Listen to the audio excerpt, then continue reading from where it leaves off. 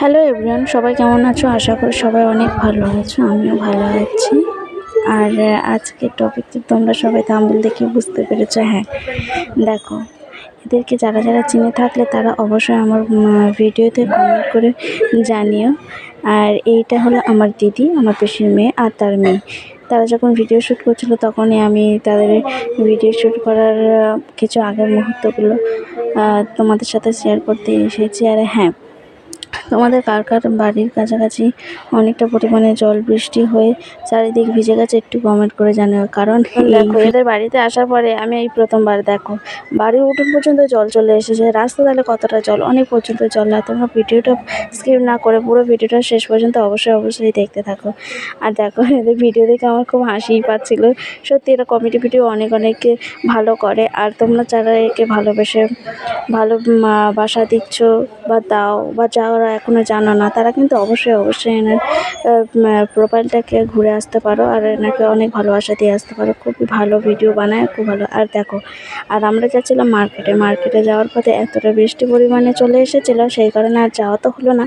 আর যখনই বেরিয়েছিলাম এতটা জল, কারণ ভোরের দিকে বৃষ্টি হয়েছে, জল সে মুহূর্তে আমি একটু ভিডিও করলাম। দেখো কতটা পরিমাণে জল।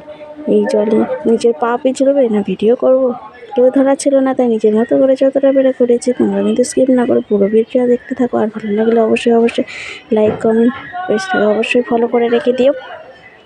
দেখো, জলটা অবশেষে শেষ করে একটু হালকা অবস্থায় ফিরে এলাম।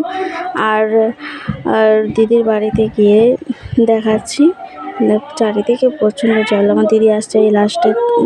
মার্কেটে তো যাওয়া হলো না, কিন্তু তার আগের মুহূর্তে ভেবেছিলাম যাবো, কিন্তু প্রচুর পরিমাণে বৃষ্টি আসে।